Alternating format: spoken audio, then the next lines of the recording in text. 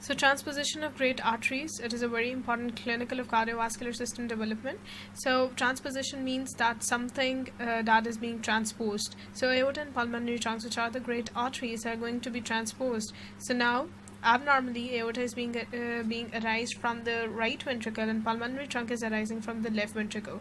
It means that the blood the deoxygenated blood from the right ventricle through the aorta is going to all over the body. So cyanosis and hypoxia will occur in the peripheral tissues.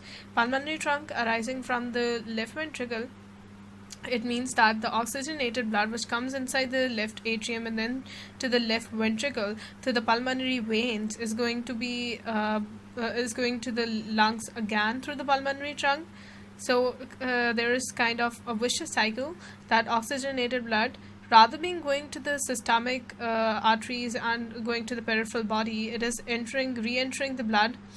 It is re-entering the heart and then entering the lungs, then heart, then lungs. So what happens is that sometimes this defect is accompanied with a patent foramen ovale and patent ductus arteriosus. So there is mixing of blood between the right and left atrium, right and left hearts. So it is kind of compensatory step.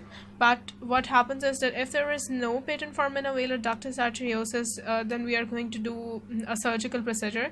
Balloon atrial septoplasty is performed, in which we are surgically making a septal defect, and we actually want to mix the left atrial blood with the right atrial blood to compensate for the hypoxia of all over the body. ठीक है ना? So what is the cause of this transposition of great arteries? Aorticopulmonary septum, it fails to form, and we know that this septum is actually important for aorta and pulmonary arteries separation. So they are not separated, or they are separated in an abnormal way.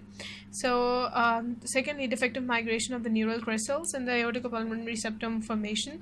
It is also a cause of transposition of great arteries.